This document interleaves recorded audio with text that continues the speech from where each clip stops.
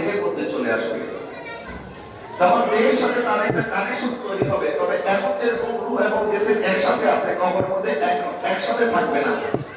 যদি একসাথে থাকে তাহলে তো জীবিত তোমার সঙ্গে কোনো পার্থক্যই থাকবে না। রূহটা থাকবে ঠিক, কিন্তু দেহের ভিতরে না। রূহটাকে এমন কাছাকাছি রাখা হবে যেন আমাকে বসানোর পরে, আমাকে জিজ্ঞাসা করার পরে, আমাকে আযাব দিয়ে এটার শাস্তি আমি অনুভব করতে পারি। আবার যদি নিয়ামত দেওয়া হয়, এটা সুফল যেন আমি অনুভব করতে পারি। এতটুকু কাছাকাছি রূহটাকে আনা হবে। তখন মুনকার নাকির আমাদেরকে জিজ্ঞাসা করবে, মান রব্বুকা ওয়া মা দীনুকা ওয়া মা তাকুলু বিহাক্কি হাযা রাজুল। আমাদের প্রশ্ন করা হবে তিনটা। কয়টা? তিনটা। এখন কবরের প্রশ্ন, এটা আল্লাহ পাক আমাদেরকে আগেই জানিয়ে দিলেন। পরীক্ষার মধ্যে যে প্রশ্ন আসবে এটাকে আগে বলে দেওয়া হয়? দুনিয়াবি কোনো পরীক্ষার মধ্যে প্রশ্নকে আগে আউট করা হয়? আউট করা হয় না, কিন্তু কবরের প্রশ্ন আউট করা হয়ে গেছে।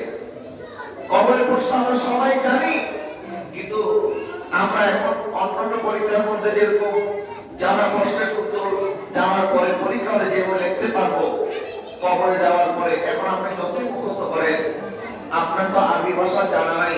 কিন্তু ইমানদার ব্যক্তি যারা আছে, আরবিতে প্রশ্ন করতে দেরি হবে, উত্তর দিতে দেরি করবে না। আমার অনেক আরবি জাননেওয়ালা ব্যক্তিরাও তার প্রশ্নই বুঝবে না। জিজ্ঞাসা করবে, মান রব্বুকা? ইমানদার বলবে, রব্বি আল্লাহ, আমাদের রব কে? আল্লাহ। যখন জিজ্ঞাসা করবে, ওয়া মা দীনুকা, তোমার দিন কি? তখন আমরা বলবো দিনিয়াল ইসলাম, আমাদের দিনের নাম কি? ইসলাম। আর কাফের মুশরিকরা বলবে, লা আদরি, আমি জানি না আমার দিন কি। আর তখন বলা হবে, মাযা তাকুলু বিহাক্কি হাযা রাজুল, এবং এই যে ব্যক্তিকে দেখতে পাচ্ছ, এই ব্যক্তি সম্পর্কে তুমি কি জানো? এই ব্যক্তি কে? তখন আমরা বলবো, হাযা নাবিয়ুনা মুহাম্মাদুর রাসূলুল্লাহ সাল্লাল্লাহু আলাইহি ওয়াসাল্লাম, তিনি হচ্ছেন আমাদের জানের চেয়ে প্রিয় মুহাম্মদুর রাসূলুল্লাহ, আমাদের নবীজি। কাফের বলেন সুবহানাল্লাহ। ইমানদাররা এই প্রশ্নের উত্তর দিতে পারবে, কাফেররা দিতে পারবে না। যখন ইমানদার ব্যক্তি এই প্রশ্নের উত্তর কমপ্লিটলি দিয়ে দিয়েছে, তখন মুনকার নাকির বলবে, এখন এইদিকে তাকাও। তাকে দেখানো হবে জাহান্নামের আগুন দমদম করে চলতেছে। তখন তাকে বলা হবে, তোমার ঠিকানা ছিল এইটা, কিন্তু তুমি সঠিকভাবে প্রশ্নের উত্তর দেওয়ার কারণে আল্লাহ পাক তোমার ঠিকানা জাহান্নাম থেকে পরিবর্তন করে জান্নাতে বানিয়ে দিয়েছেন। সুতরাং নাম কারামাতাল আরুস, নবদুলহা বাসর করে যেভাবে ঘুমায়, তুমি তোমার কবরের মধ্যে এরকম নবদুলহার মতো ঘুমিয়ে থাকো। যারা বলেন না সুবহানাল্লাহ। নাম কারামাতাল আরুস, নবদুলহা কবরে যেভাবে, নবদুলহা বাসর করে যেভাবে ঘুমায়, নবদুলহার মতো ঘুমিয়ে থাকো। এই আরুস শব্দ থেকে উরুস এসেছে। সুতরাং মৃত্যুটা সবার জন্য একরকম নয়। কাফের মুশরিক বেদী তাদের জন্য মৃত্যুটা আযাব, আর ইমানদার মুমিন মুত্তাকি বান্দার জন্য মৃত্যুটা আযাব নয়, মৃত্যুটা পুরস্কারের রাত। সুবহানাল্লাহ, সুবহানাল্লাহ, সুবহানাল্লাহ।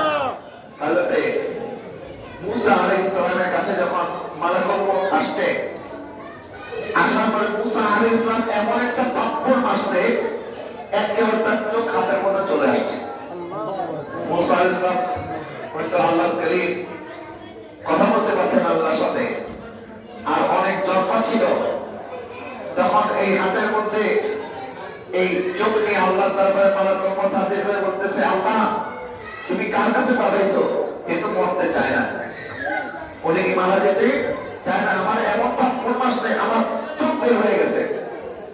তখন মালাকুল মউত আল্লাহ পাক বলে, তুমি আবার যাও, আমার নবীকে জিজ্ঞাসা করো তিনি পৃথিবীতে কতদিন বেঁচে থাকতে চায়। তিনি যতদিন বেঁচে থাকতে চাইবে, আমি আবার ততদিন তাকে হায়াত দান করব।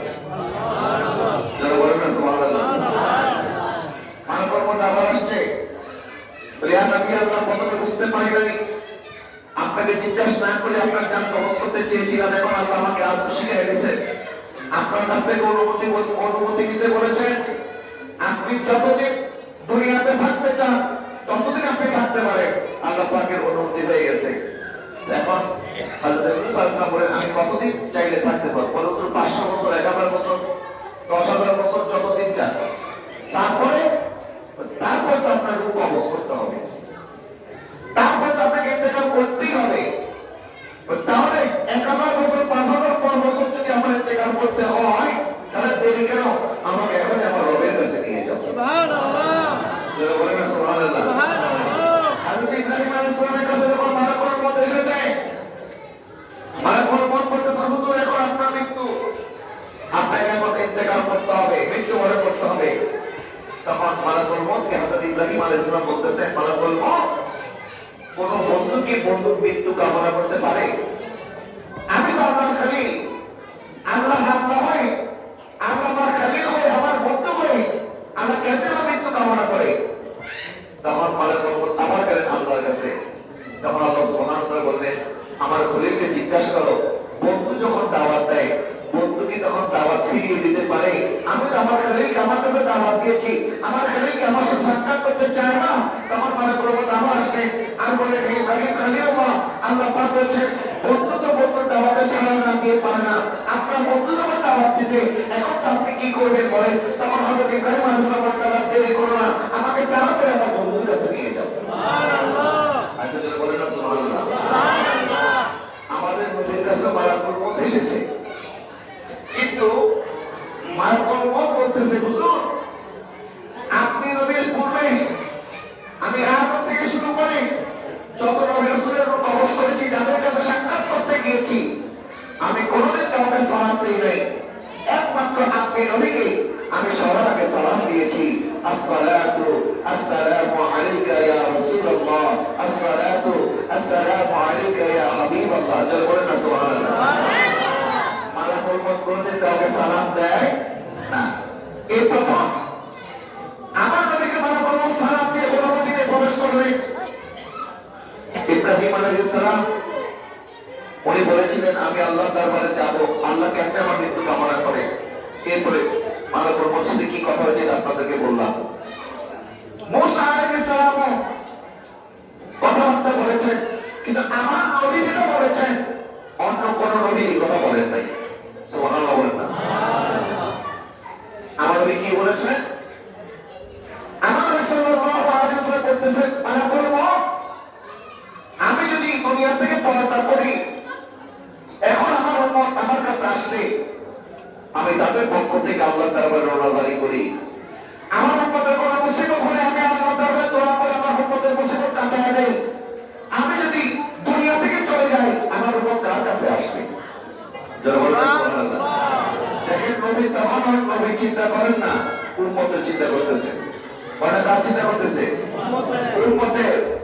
যে আমি তো চলে যাচ্ছি আমার আল্লাহর দরবারে, কিন্তু আল্লাহ সুবহানাহু ওয়া তাআলা আমি চলে যাওয়ার পরে আমার উম্মতের সাথে কি আচরণ করবে, আমার উম্মতের কি হবে, এটা যতক্ষণ আল্লাহ পাক গ্যারান্টি না দেবে, ততক্ষণ আমি আমার উম্মতকে রেখে কোথাও যাব না। সুবহানাল্লাহ। বলেন না সুবহানাল্লাহ। ইয়া রাসূলুল্লাহ, ইয়া হাবিবাল্লাহ, ইয়া রাসূলুল্লাহ, ইয়া হাবিবাল্লাহ। শুনেছি হাদিসে, দেখিলে আপনাকে জীবনের গোটা ছড়িয়া পড়ে। শুনেছি হাদিসে, দেখিলে আপনাকে জীবনের গোটা ছড়িয়া পড়ে। ও দয়া করিয়া দিবেন গো দেখা, দয়া করিয়া দিবেন গো দেখা। ইয়া রাসূলুল্লাহ, ইয়া হাবিবাল্লাহ, ইয়া রাসূলুল্লাহ, ইয়া হাবিবাল্লাহ। আমার নবী নিজে চিন্তা করেন নাই, তখন আমার নবী উম্মতের ব্যাপারে আল্লাহ কি ফয়সালা দেয়, আল্লাহ পাক উম্মতের ব্যাপারে কি জানান দেয়, এটার জন্য আবার মালাকুল মউতকে ফিরিয়ে পাঠিয়ে দিলেন। আর আল্লাহ পাক জানাই দিলেন, হাবিব আপনার উম্মতের ব্যাপারে আপনি নবীকে আমি আল্লাহ কখনো পরেশান হইতে দিব না। ওয়ালা সাওফা ইউতিকা রাব্বুকা ফাতারদা। পরম উম্মতের ব্যাপারে আপনি যতক্ষণ সন্তুষ্ট হবেন না, আমি আল্লাহ আপনাকে ততক্ষণ সন্তুষ্ট করে দেব। সুবহানাল্লাহ। যারা বলেন না সুবহানাল্লাহ। উম্মতের ব্যাপারে আপনাকে কোনো টেনশন করতে হবে না। এই জন্য নবী ইরশাদ করেছেন, হায়াতি খায়রুল লাকুম ওয়া লাকুম, আমার দুনিয়ার জিন্দেগি এটাও আমার উম্মতের জন্য কল্যাণ, আমার পরকালীন জিন্দেগি এটাও আমার উম্মতের জন্য কল্যাণ। কারণ আমি নবী রওজা মুবারক আরাম করার সময় তোমরা মনে করিও না আমি নবী মরে গেছি, বরং না নবীগণ অবশ্যই রওজা মুবারকে জিন্দা থাকে। প্রত্যেক নবী হায়াতুন নবী, আমাদের নবী হায়াতুন নবী। তো আমাদের আমল সম্পর্কে নবীর কাছে যখন বলা হয়, নবী সাত করলেন ভাই ওয়াজাদতু খাইরান ফামিনতুল্লাহু আলাইহি, যখন আমি দেখি আমার উম্মত ভালো আমল করেছে তখন আমি আল্লাহর প্রশংসা করি, আর যখন দেখি আমার উম্মত গুনাহ করেছে তখন আমি রওজা মুবারক থেকে আল্লাহর দরবারে সুপারিশ করতে থাকি। সুবহানাল্লাহ। আপনারা বলেন না সুবহানাল্লাহ। আমাদের আমল সম্পর্কে জানে কি জানে না? এবং আল্লাহ পাক ইরশাদ করেছেন ওয়ালাউ আন্নাহুম ইযলামু আনফুসাহুম জাউকা ফাস্তাগফিরুল্লাহ ওয়াস্তাগফার লাহুমুর রাসূল লাওয়াজাদুল্লাহ তাওয়াবার রহিমা। যখন কেউ নিজের নফসের সাথে জুলুম করেছে, অর্থাৎ কেউ যখন অন্যায় গুনাহ করেছে, তখন তারা যদি নবীর দরবারে আসে, নবীর কাছে এসে নবীর কাছ থেকে যদি সুপারিশ চায়, নবী যদি সুপারিশ করে আল্লাহ পাক তাকে মাফ করে দেবে। সুবহানাল্লাহ। এই আয়াত কোরআন শরীফের মধ্যে এখনো আছে, বলেন এখনো আছে, এই আয়াতের বিধান এখনো আছে। এখনো নবীর রওজা মুবারকে গিয়ে যদি কেউ নবীর ওসিলা ধরে আল্লাহর কাছে ক্ষমা চায়, আমার নবী যদি সুপারিশ করে, মাফ করে দেওয়ার মালিক কে? আল্লাহ। দুনিয়া থেকে সবাইকে চলে যেতে হবে এবং মৃত্যুটা এটা সবার জন্য একরকম নয়। হযরত মুসা আলাইহিস সালাম বলেছেন মৃত্যুর যন্ত্রণা এত কষ্ট, একটা তুলার ভিতর থেকে একটা শলাকা যখন বের করে আনা হয়, একটা তুলার বস্তার ভিতর থেকে যদি কাঠি বের করে আনা হয়, সে কাঠিটার মধ্যে তুলা লেগে থাকে কি থাকে না? থাকে। এবং এই তুলার ভিতর থেকে কাঠিটা বের করে আনা যত কষ্ট, একজন মানুষ মৃত্যু যখন পালন করে তার মৃত্যুর কষ্টটা তার চেয়ে বেশি কষ্ট। এবং নবী ইরশাদ করেছেন একজন মানুষ তার সাথে যখন মালাকুল মউতের সাক্ষাৎ হয়, মালাকুল মউতের চাইতে ভয়াবহ চেহারা আল্লাহ কাউকে বানায় নাই, তার চেহারা এত ভয়াবহ। আর মালাকুল মউতের অন্তরের মধ্যে কোনো দয়া নাই, তাকে আল্লাহ দয়া দিয়ে সৃষ্টি করে নাই, তার ভিতরে কোনো দয়া নাই। মালাকুল মউতকে এই দায়িত্ব দেওয়া হয়েছিল কেন জানেন? আল্লাহ চারজন মুকাররম ফেরেশতা আছে, একজনের নাম জিবরাইল, আরেকজনের নাম মিকাইল, আরেকজনের নাম ইসরাফিল, আরেকজনের নাম কি আজরাইল। এই রূহ কবজ করার দায়িত্ব দেওয়া হয়েছে এই আজরাইলকে। এই কাজটা আজরাইলকে কেন দেওয়া হয়েছে? আল্লাহ পাক যখন আদম আলাইহিস সালামকে সৃষ্টি করবেন, তখন হযরত জিবরিল আলাইহিস সালামকে আল্লাহ পাক হুকুম করলেন, জিবরিল যাও জমিন থেকে তুমি এক খণ্ড মাটি নিয়ে আসো। যখন জিবরিল আলাইহিস সালাম মাটি আনার জন্য আসছে, তখন জমিন কাঁপা শুরু করেছে, জমিন কাঁপাকাঁপি শুরু করে দিয়েছে, বলে না আমাকে কাঁপিও না, আমাকে নিয়ে যেও না। তখন হযরত জিবরিল আলাইহিস সালামের অন্তরে মায়া লাগলো, জমিন কান্না করতেছে, এই জন্য উনি আর মাটি না নিয়ে চলে গেছে। আল্লাহ পাক বলে জিবরিল তোমাকে পাঠিয়ে আনতে পারো নাই? বলে আল্লাহ জমিন কান্নাকাটি করতেছে, এই জন্য আমার মায়া লাগছে। এরপর আল্লাহ সুবহানাহু ওয়া তাআলা হযরত ইসরাফিল আলাইহিস সালামকে পাঠাইলেন। ইসরাফিল আলাইহিস সালাম যখন আসলেন, তখন মাটি কান্নাকাটি করে বলতেছে আমাকে নিও না, আমাকে নিও না। তখন ইসরাফিল আলাইহিস সালাম চলে গেছে, তার অন্তরে মায়া ছিল। এরপরে হযরত মিকাইল আলাইহিস সালাম আসলেন, মাটি নেওয়ার জন্য যখন আসছে, তখন ওই মাটি আগের মতো কান্নাকাটি করতেছে, বলে আমাকে নিও না। এরপরে হযরত মিকাইল আলাইহিস সালাম যখন চলে গেলেন, সর্বশেষ আজরাইলকে আল্লাহ বললেন আজরাইল তুমি যাও। এখন আজরাইল যখন মাটি নেওয়ার জন্য আসছে, তখন এই মাটি কান্নাকাটি করতেছে, বলে আমাকে নিও না, আমাকে নিয়ে যেও না। তখন আজরাইল আর মাটির কোনো কথা শুনে নাই, মাটির কান্নাকাটির কথা শুনে নাই, বলে আল্লাহ হুকুম করেছে আমাকে নিয়ে যেতে বলেছে, আমি নিয়ে যাবোই যাবো। যখন এই আজরাইল এই মাটিটা নিয়ে গেল, আল্লাহ বলেন কি ব্যাপার? জিবরিল কাছে ফেরত এসেছে, মিকাইল কাছে ফেরত এসেছে, ইসরাফিল কাছে ফেরত এসেছে, আর তুমি তো মাটিটা নিয়ে আসলা, ঘটনা কি? তখন আজরাইল বলতেছে আল্লাহ আপনি হুকুম করেছেন মাটি আমার জন্য, মাটি যদিও কান্নাকাটি করেছে আমি কান্নাকাটি দেখি নাই, কারণ আপনি আমার রব, আপনি হুকুম করেছেন, আপনার হুকুম আমাকে পালন করতে হবে, এই জন্য কান্নাকাটি সহ্য করে আমি নিয়ে আসছি, তখন আল্লাহ সুবহানাহু ওয়া তাআলা বলে তাহলে তোমারে দিয়ে তো আমি মানুষের জান কবজ করার ব্যবস্থাটা করব। সুবহানাল্লাহ, বলেন না সুবহানাল্লাহ। সুবহানাল্লাহ। তো এই কারণে যেহেতু তার অন্তরে শুধুমাত্র আল্লাহর ভয়, আল্লাহ হুকুম করেছে এটাকে তা বাস্তবায়ন করতে হবে। আর কারো কান্নাকাটি, কারো রিকোয়েস্ট, কারো আবদা মানব কর্মত শুনবে না, এই জন্য আল্লাহ তাকে এই দায়িত্বটা দিয়েছে। দেখো হায়াত যেরকম আল্লাহ আমাদেরকে রেখেছেন, মৃত্যু আমাদের নসিবে আছে। কথা বলে রাখি কিনা? আল্লাহ যে খলাকাল মাউতা ওয়াল হায়াতা, আল্লাহ পাক ইরশাদ করেছেন যিনি তোমার হায়াত সৃষ্টি করেছেন, তোমার মৃত্যু সৃষ্টি করেছেন, এবং ইখরিজুল হাইয়া মিনাল মাইয়িতি ওয়া ইখরিজুল মাইয়িতা মিনাল হাই। আমরা একসময় মৃত ছিলাম, মৃত থেকে জীবিত হয়েছি। আবার আমার মৃত্যুবরণ করব, কবরে চলে যাব, কবর থেকে হাসর ময়দান আবার জীবিত অবস্থায় আল্লাহ পাক আমাদেরকে তুলবেন। সুবহানাল্লাহ। তাহলে যে আল্লাহ পাক মৃতকে জীবিত বানাতে পারে, সে আল্লাহ আমি জীবিতকে আমার মৃত্যু দিতে পারে, আমার কবরে যাওয়ার পরে আল্লাহ পাক আমাকে জীবন দিয়ে হাসর ময়দানে তুলতেও পারে। কথা বলে না, ঠিক কিনা? এই যে আল্লাহ পাক আমাদেরকে কেন পাঠাইলেন? লিয়াবলুয়াকুম আইয়ুকুম আহসানু আমালা। আল্লাহ পাক বলে আমি তোমাদেরকে পাঠিয়েছি, আমি তোমাদেরকে পরীক্ষা করব তোমরা কে কেমন আমল করো। আল্লাহ কি করবে? আমাদেরকে পরীক্ষা করবে। এখন বলতে পারেন আল্লাহ পরীক্ষা করার দরকার কি? তুমি তাহলে বলো হ্যাঁ তুমি তো সব জানো, আমরা কে কি আমল করবো না করবো এটা আল্লাহ সব জানে কি জানে না? তাহলে তুমি এখন পরীক্ষা করার দরকার কি? আল্লাহ পাক বলে বান্দা তোমরা কি করবে এটা আমি জানি, কিন্তু আমার বান্দা তোমরা সব জানো না। তোমরা জানো না, যার নাম আমি তোমাদেরকে জানাতে চাই, যারা আল্লাহকে খুশি করেছে, আল্লাহকে রাজি করেছে, এবং আল্লাহকে রাজি করে দুনিয়া থেকে চলে যাওয়ার পর আমি আল্লাহ তাকে কি মহান দান করেছি, আর যাদেরকে আমি আল্লাহ দৌলত দিয়েছি, সম্পদ দিয়েছি, বাদশাহী দিয়েছি, কিন্তু আমি আল্লাহকে নারাজ করার কারণে আমি তাদেরকে এরকম বেজ্জত করেছি, এটা আমি আল্লাহ তোমাকে দেখাইতে চাই, যার কারণে তোমরা যেন সতর্ক হও এবং আল্লাহ তাআলা ফিরে আসতে পারো।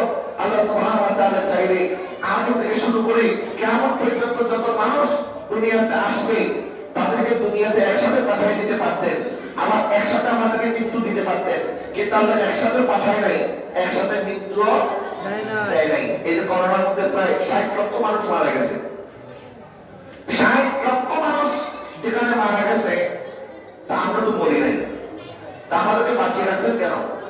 এই যে 60 লক্ষর সাথে যদি সব দুনিয়া থেকে মনে সাফ হয়ে যেত, তাহলে তো কেউ শিক্ষা অর্জন করতে পারত না। আল্লাহ পাক আমাদেরকে শিক্ষা দিতে চান। ডাক্তার যখন আপনাকে প্রেসক্রাইব করে একটা ওষুধ আপনাকে লিখে দিয়েছে, বললেন 14টা ট্যাবলেট করে নিয়ে যাবেন, প্রত্যেকে সকালে একটা খাবেন, রাতে একটা খাবেন, সপ্তাহে 7 দিন 14টা, এই 14টা ট্যাবলেট খাইলে কোর্স কমপ্লিট হবে। এবং আপনি যদি বলেন না ডাক্তার সাহেব এক কাম করেন 14টা ওষুধ আমাকে একসাথে লিখে দেন, আমি এক বছর 14টা খাই ফেলবো, তাহলে কি রোগ সারবে না বাড়বে? তো ডাক্তার যেরকম বলেছে আপনাকে এভাবে ওষুধ খাইতে হবে, কোর্স কমপ্লিট করতে হবে। আল্লাহ পাক আমাদেরকে হায়াতও দিয়েছেন, মৃত্যু দিয়েছেন, এবং আল্লাহ পাক আমাদেরকে একসাথে মৃত্যু দেয় নাই। আমাদের পূর্বে হয়তো আমার বাবা মারা গেছে, দাদি মারা গেছে, নানি মারা গেছে, নানা মারা গেছে, আত্মীয় স্বজন মারা গেছে, যারা মারা গিয়েছে তারা মারা যাওয়ার সময় আমাদেরকে এই মেসেজ দিয়ে গেছে, দেখো আমি দুনিয়াতে এসেছিলাম কিন্তু আমার হায়াত ফুরিয়ে গেছে, দুনিয়া কেউ আমাকে ধরে রাখতে পারে নাই, আমাকে মৃত্যুবরণ করতে হয়েছে, দুনিয়ার মধ্যে তোমরা যারা আছো তোমাদেরকেও মৃত্যুবরণ করতে হবে। কথা বলে না, ঠিক না? এটা তারা আমাদেরকে শিখিয়ে গেছে। হায়াতের কোন গ্যারান্টি নাই। এই জন্য আল্লাহ সুবহানাহু ওয়া তাআলা ইরশাদ করছেন, ফাযাক্কির ইন নাফাআতিয যিকরা।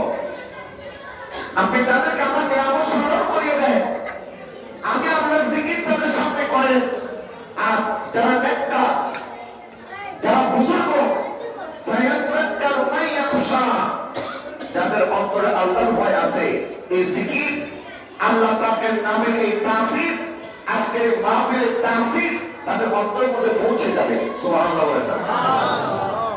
সবার সামনে আল্লাহর জিকির করলে সবার অন্তরে আল্লাহর ভয় নাই।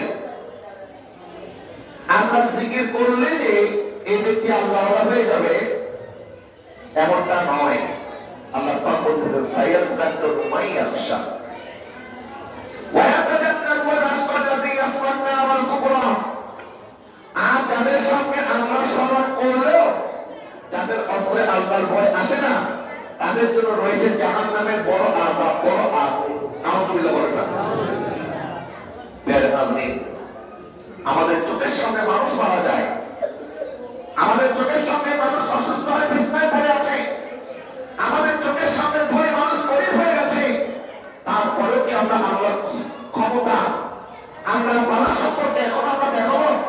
আল্লাহ পাক ইরশাদ করেছেন ইন্না বাতশা রাব্বিকা লাশাদীদ, আমার পাকড়াও বড়ই কঠিন। আল্লাহ সবাইকে ছাড় দেয়, আল্লাহ কিন্তু ছেড়ে দেয় না। বলেন আল্লাহ কি ছেড়ে দেয় না? সায়াযাক্কারু মান ইয়াখশা। আল্লাহ পাক বলেছেন যারা আল্লাহর জিকির করবে এবং জিকিরের পর অন্তরের মধ্যে মুতমাইন হবে, অন্তর শান্তি হবে, বুঝতে হবে তার ভিতরে আল্লাহর ভয় আছে। যারা বলেন না সুবহানাল্লাহ। সুবহানাল্লাহ। দেখবে মানুষ যখন একটু অসুস্থ হয়ে যায়, অসুস্থ হয়ে গেলে তাকে আপনি পোলাও রস খাওয়াইলেও মুখ যখন পিতা থাকে তখন পোলাও রসের স্বাদ আর তার মুখে লাগে না। একদম জ্বরে আক্রান্ত ব্যক্তিকে আপনি যাই খাওয়ান, সে বলবে সব তো আমার কাছে পাঁচশো লাগতেছে। এখন কি খাবারের মধ্যে দোষ না তার জিহ্বার মধ্যে দোষ? কিসের মধ্যে দোষ? জিহ্বার মধ্যে দোষ। আল্লাহ পাক ইরশাদ করেছেন আলা বিযিকরিল্লাহি তাতমাইন্নুল কুলুব, নিশ্চয় আল্লাহর জিকিরের মধ্যে শান্তি আছে। সুবহানাল্লাহ বলেন না। সুবহানাল্লাহ। বলেন শান্তি কোথায়? আল্লাহর জিকিরে। বলেন না শান্তি কোথায়? আল্লাহর জিকিরে। আইতে যদি শান্তি কোথায়? আল্লাহর জিকিরে। কিন্তু অনেকে আছে গান বাজনার মধ্যে শান্তি পায়, নাচ গানের মধ্যে শান্তি পায়, নামাজের মধ্যে মনোযোগ পাই, নামাজের মধ্যে দাঁড়িয়ে খালি বাজারের হিসাব, নামাজের মধ্যে দাঁড়িয়ে খালি শয়তানের ওয়াসওয়াসা। বলে হুজুর নামাজ পড়েও শান্তি পাই না, না পড়েও শান্তি পাই না, কি করবো? অনেকে এরকম আসরা নাই। কারণ কি? তাদের নামাজের ভিতরে আল্লাহর ভয় নাই। যাদের নামাজের ভিতরে আল্লাহর ভয় আছে তাদের নামাজটা শুধু নামাজ নয়, আর সালাতু মিরাজুল মুমিনিন, তাদের তোর নামাজ এটা আল্লাহর সাথে মেরাজ হয়ে যায়। সুবহানাল্লাহ। একটু জোরে বলেন না সুবহানাল্লাহ। আর আমাদের নামাজের মধ্যে আনন্দ নাই কেন? কারণ নামাজ পড়ার আগে মোবাইলের মধ্যে একটা অশ্লীল দৃশ্য দেখতেছিলেন, সিনেমা নাটক চলতেছিল, আর এখন আজান যখন হয়েছে এখন চিন্তা করেন যে এত শয়তানকে খুশি করছি, একটু আল্লাহকে খুশি করি, বাস এখন একটু মোবাইল ফোনের মধ্যে ভিডিওটা একটু লাইয়া আসছেন, মসজিদে নামাজ পড়ছে, নামাজ পড়ে আবার ওই আগের ভিডিওটা শুরু করে দিচ্ছেন।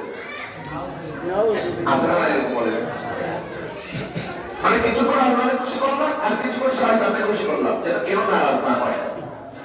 এখন এই দুই পক্ষকে খুশি করার জন্য আপনার ভিতরে নামাজের আগে অবস্থা আর নামাজ পড়ার পরের অবস্থা যদি একই রকম থাকে তাহলে বুঝবেন এই নামাজ আপনার কোনো কাজে আসতেছে না। তখন কি করতে হবে? তখন ডাক্তারের কথা বলে এরকম আপনি অনেক সময় হার্টের রোগী হলে আপনাকে বলা হয় আপনি গরুর গোশত খাবেন না, গরুর গোশত খাওয়া বন্ধ। যদি আপনি ডায়াবেটিসের পেশেন্ট হন, ডাক্তার বলেন মিষ্টি খাওয়া যাবে না, চিনি খাওয়া যাবে না, চিনি খাওয়া বন্ধ। যখন ইবাদতের মধ্যে কোনো শান্তি পাবেন না, আল্লাহর জিকিরের মধ্যে তৃপ্তি পাবেন না, তখন বুঝবেন আল্লাহর সাথে আপনার কানেকশন হয়তো একটু লুজ হয়ে গেছে। তখন আপনার কলমের পরীক্ষা, কলমের চিকিৎসা করাইতে হবে। কথা বলেন না ঠিক না? আমরা তো শুধু দেহের চিকিৎসা নিয়ে চিন্তায় আছি। মনে রাখবেন যে রোগ তাড়াতাড়ি ধরা পড়ে এই রোগের চিকিৎসা করা সহজ, আর যে রোগ ভিতরে ভিতরে আপনাকে একদম শেষ করে দিবে, কোন আরামত প্রকাশ পাবে না, এই রোগের চিকিৎসা করা কিন্তু কঠিন। কথা বলেন না ঠিক না? একজন মানুষের পেট খারাপ হয়েছে, বুঝে গেছে তার ডায়রিয়া হয়েছে, বাস এখন কলসেরাম খাওয়াই দিয়েছে, কমপ্লিট। আমার আরেকজনের একদম ব্লাডের মধ্যে ব্লাড নষ্ট হয়ে গেছে, ব্লাড ক্যান্সার হয়ে গেছে, সে বুঝতে পারতেছে না, স্বাভাবিক মানুষের মধ্যে চলাফেরা করতেছে। কি হয়েছে? ওটা আপনি খুব আসে না, একটু মাথা ব্যথা করে, কোনো কিছু ভালো লাগে না, খাওয়ার মধ্যে রুচি নেই, ডাক্তার বলে একটু টেস্ট করে আসেন, আসার পর থেকে ক্যান্সার হয়ে গেছে। এখন ক্যান্সার যে হয়েছে এটা যদি প্রথম অবস্থায় বোঝা যেত চিকিৎসা করে বাঁচানো সম্ভব ছিল, কিন্তু এখন ফাইনাল স্টেজে যখন এসে ধরা পড়ে গেছে তখন বাঁচানোকে সহজ না কঠিন?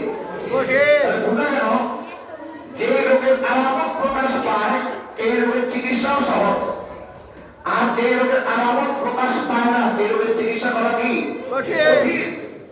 এখন আমার আপনার কলম রোগাক্রান্ত যখন হয়ে গেছে, রোগাক্রান্ত হতে হতে এখন ইবাদতের মধ্যে স্বাদ নাই, আল্লাহর জিকিরের মধ্যে তৃপ্তি নাই, নামাজের মধ্যে মনোযোগ নাই, মসজিদ আসতে মন চায় না, ওলামায়ে কেরামের মজলিসে বসতে মন চায় না, এক মিনিট একটু আল্লাহকে নিয়ে ধ্যান করবো এই মনোযোগ আমাদের মধ্যে নাই। তখন বুঝতে হবে আমাদের কলম অনেক বেশি রোগাক্রান্ত হয়ে গেছে, এই কলমের চিকিৎসা করা দরকার। কথা বলে না ঠিক না? এই কলমের চিকিৎসা করার ব্যাপারে আল্লাহ সুবহানাহু ওয়া তাআলা আমাদেরকে ইরশাদ করেছেন, "ক্বাদ আফলাহা মান তাযাক্কা ওয়া যাকারা ইসমা রাব্বিহি ফাসাল্লা।" তারা কামিয়াব হয়েছে যাদের দিলকে সাফ করতে পেরেছে, আত্মার পরিশুদ্ধি অর্জন করতে পেরেছে, এবং এই আত্মা, এই দিল, এই কলম পরিষ্কার হবে কেমনে? ওয়া যাকারা ইসমা রাব্বিহি ফাসাল্লা। আল্লাহ পাক বলেন এক নাম্বার আমি আল্লাহর জিকির এবং নামাজের মাধ্যমে। কিসের মাধ্যমে? আল্লাহর জিকির এবং কিসের মাধ্যমে? নামাজের মাধ্যমে। আল্লাহর জিকিরের মধ্যে সর্বশ্রেষ্ঠ জিকির লা ইলাহা ইল্লাল্লাহ। বলেন লা ইলাহা ইল্লাল্লাহ। এরপর সুবহানাল্লাহ, আলহামদুলিল্লাহ, আল্লাহু আকবার, সুবহানাল্লাহি ওয়া বিহামদিহি, সুবহানাল্লাহিল আযীম, ওয়া বিহামদিহি আস্তাগফিরুল্লাহ। এরকম করে যে জিকির আজকালগুলি আছে, যে জিকিরগুলি আল্লাহর কাছে বড় পছন্দ, কিন্তু এটা আমাদের মুখের মধ্যে হয়তো খুব সহজে আমরা উচ্চারণ করতে পারি। সুবহানাল্লাহি ওয়া বিহামদিহি, সুবহানাল্লাহিল আযীম। নবী ইরশাদ করেছেন এই জিকিরটা কেউ যদি একবার তেলাওয়াত করে কিয়ামতের ময়দানে তার আমলনামার মধ্যে তার মিজানের পাল্লা অর্ধেক আমল পরিপূর্ণ হয়ে যাবে। সুবহানাল্লাহ। তার এই যে ছোট ছোট জিকির এবং নবীর দুরূদ শরীফ, মান সাল্লা আলাইহি সালাতান ওয়াহিদাতান সাল্লাল্লাহু আলাইহি আশারা সালাওয়াত, নবী ইরশাদ করেছেন কেউ যখন আমার প্রতি একবার দুরূদ পেশ করবে আল্লাহ পাক তার উপর 10 বার রহমত বর্ষণ করবে। সুবহানাল্লাহ। আর হাদিসের মধ্যে আছে আল্লাহ সুবহানাহু ওয়া তাআলা যখন তার 10টা গুনাহ ক্ষমা করবে, 10টা দরজাকে বুলন্দ করবে, আল্লাহ পাক 10টা রহমতের দরজা খুলে দেবে। সুবহানাল্লাহ।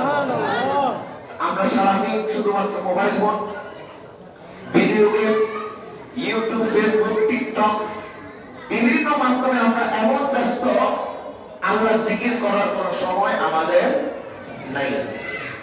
এই হচ্ছে আমাদের অবস্থা। একটা সময় যখন এই মোবাইল ফোন ছিল না, একটা সময় যখন এই ইন্টারনেটের মাধ্যমে এখন আমাদের যে সময় নষ্ট আমরা করছি এটা যখন ছিল না, তখন মানুষ সকাল সন্ধ্যা কোরআন তেলাওয়াত করতেন, ঠিক কিনা বলেন না? কিন্তু এখন কোরআন তেলাওয়াত কি আছে না নাই? আগের মতো নাই। জিকির আজকাল আগের মতো নাই। আমার অনেক জিকির আজকাল মাহফিলকে তো অনেকে বেদা ফতোয়া দিয়ে এমনি আমাদের মোড় ঘুরাই দিয়েছে, আছে না এরকম? মাহফিলগুলোকে বেদা ফতোয়া দিতে দিতে এমন একটা অবস্থা করে দিয়েছে আমার মানুষ ভয়ে আসে না। এই যে চতুর্মুখী শয়তানের ষড়যন্ত্র কেন? আল্লাহর জিকির থেকে আমাদেরকে দূরে রাখার জন্য। নাউযুবিল্লাহ বলেন না? অথচ আল্লাহ সুবহানাহু ওয়া তাআলা আমাদেরকে বলেছেন বান্দা ফাজকুরুনি আযকুরকুম, আমাকে যখন তুমি স্মরণ করবে আমি আল্লাহ তোমাকে স্মরণ করব। সুবহানাল্লাহ। বলেন না সুবহানাল্লাহ? মাহফিলে বসে বসে কথা বলবেন না, কথা বললে মাহফিলের বাইরে গিয়ে বলবেন। যারা কথা বলছেন আর বাচ্চাদেরকে একটু থামায় দেন। অনেক যাবত দেখতেছি আমি কোন আওয়াজ যেন